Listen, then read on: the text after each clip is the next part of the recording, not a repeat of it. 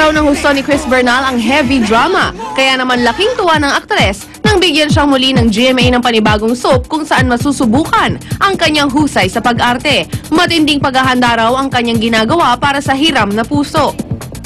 Back to drama na ulit ako sa wakas. Kasi yung sa dance series, kasi diba puro sa sayaw ako tumutok. Ngayon kailangan ko ulit tumutok sa acting. Kumbaga pag bubutihin ko ulit, alam mo naman ng panghapon na soap talagang puro drama, puro iyakan. So, yun, puro acting workshop ako ngayon. Inaasahan din na mas magiging daring daw ang aktres sa kanyang mga proyekto ngayong taon. Kasama kaya rito ang pagpapasexy.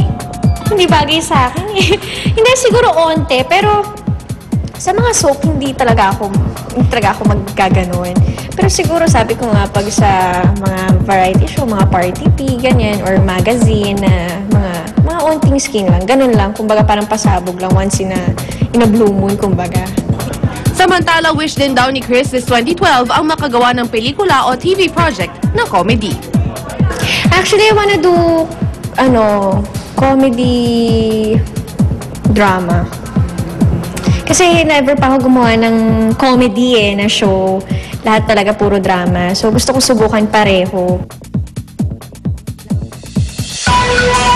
Happy 36th wedding anniversary to my parents, mommy and dad. Happy anniversary! Mwah!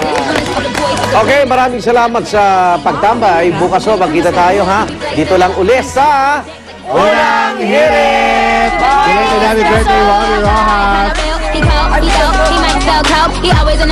Ang programang ito ay inihatid sa inyo ng Mercury Drug. Gising 24 oras sa mga piling lugar.